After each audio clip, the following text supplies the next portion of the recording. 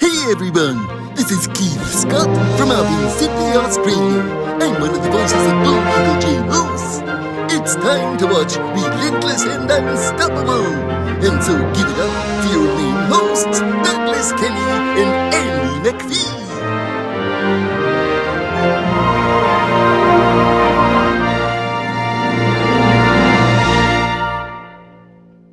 Hey everybody, this is Doug Kenny from Relentless and Unstoppable, and today we have Ollie with us. How you doing?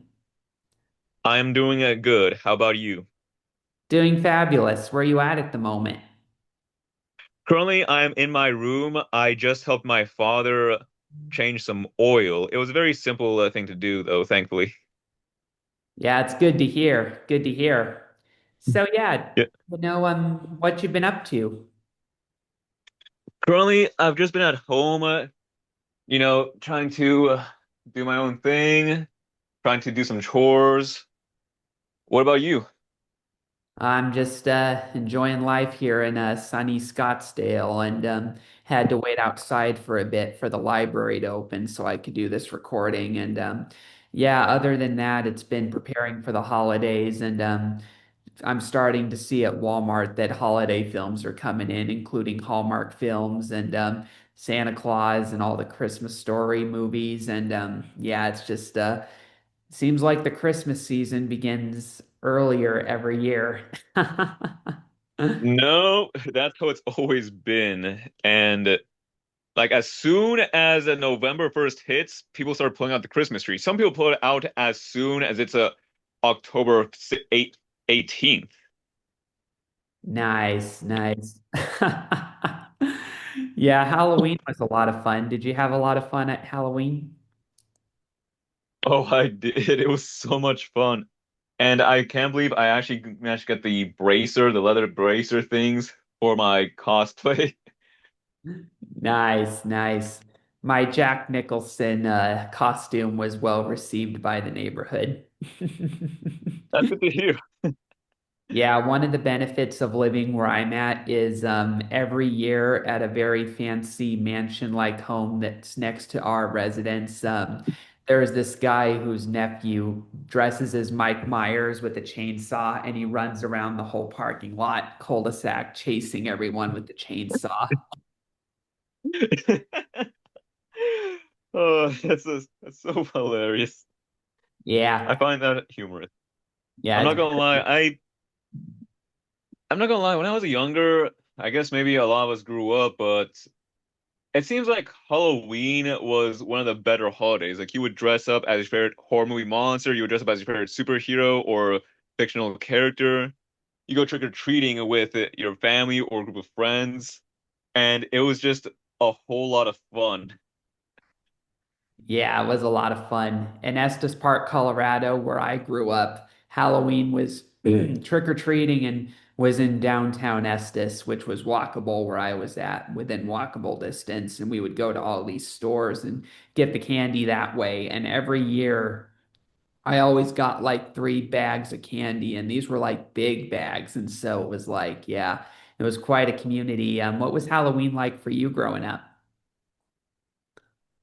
For me, it was very fun. I think it was in like elementary school. My school would host like this Halloween trick-or-treat festival where you would have some of the staff, like some of the teachers working at stands. I think one of them was, I don't know, I think I was dressed up as a pirate, and one of the stands was like cleaning a skeleton's teeth for candy. I do not lie.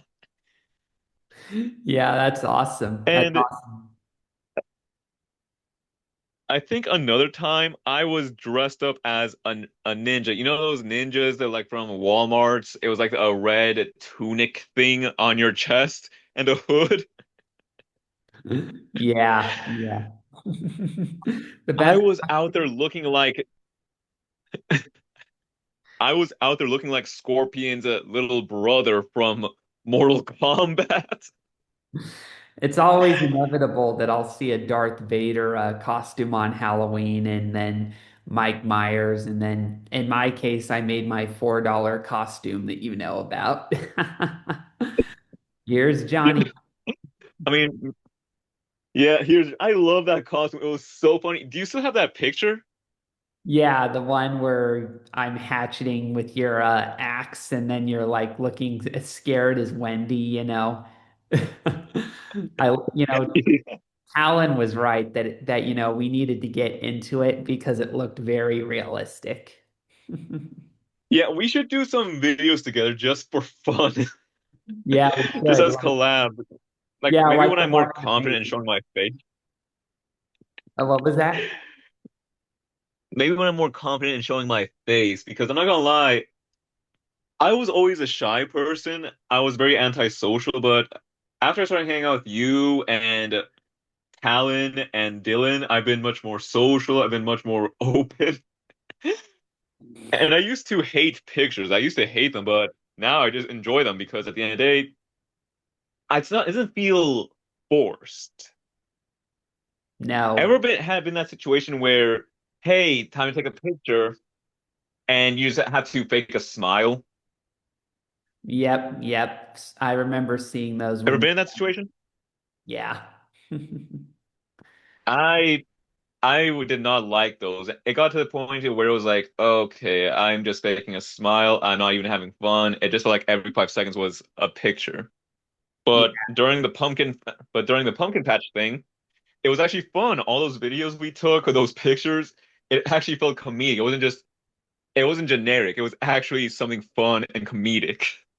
yeah. I really admire that you kept your word to not tell me how to get out of the maze despite me going back on it. Yeah. Man, I'm not gonna lie, man. I did not expect Talon to walk in, so I decided to improvise it. And I feel like that did help out a lot. Yeah, Talon, I was not expecting that either, and I was concerned he had blocked me out from the video, but it actually turned out perfectly because he was like, "You got this," as he was watching me freak out. He even gave me some like his like a little coin pouch. So it was like we gambled on you freaking out. Yeah. Yeah, that was awesome. You just sometimes the world is full of surprises. One surprise I have from when I was growing up that I'm still dumbfounded about to this day. What was it? You know how I've been open about the Nashville IndyCar weekend I went to? Yes, you have. I got so caught up with the fascination and the excitement of having met big race driver names in the Trans Am series and GT America, the sports cars, and then Roger Penske. I got so caught up in that I sometimes forget what happened in the IndyCar race in the streets, which was I witnessed one of the most improbable IndyCar wins of the 21st century that has gone down in IndyCar lore as the launch and win. And you know what happened? And it happened right in front of me, and I was shocked with how it began and ended. But what happened was there was it deep in the field on lap three, and they were not even much into the race. Sebastian Bourdais, the Frenchman, was driving for AJ Foyt's team and was driving past my area of the grandstands, and I remember seeing Marcus Ericsson, a Swedish second year driver, I believe.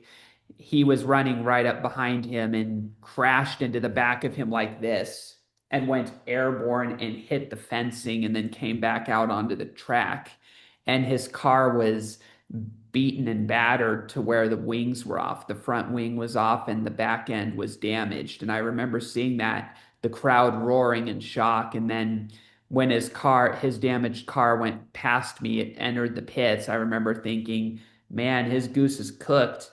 And then sure enough, 20 laps later, he got to the lead and led some more laps. And then I was stunned 76 laps after that collision when he drove underneath the checkered flag as it was waving and still won the race. And I remember thinking, wait, was that the car that crashed earlier? And I was like, holy cow, what a comeback, you know?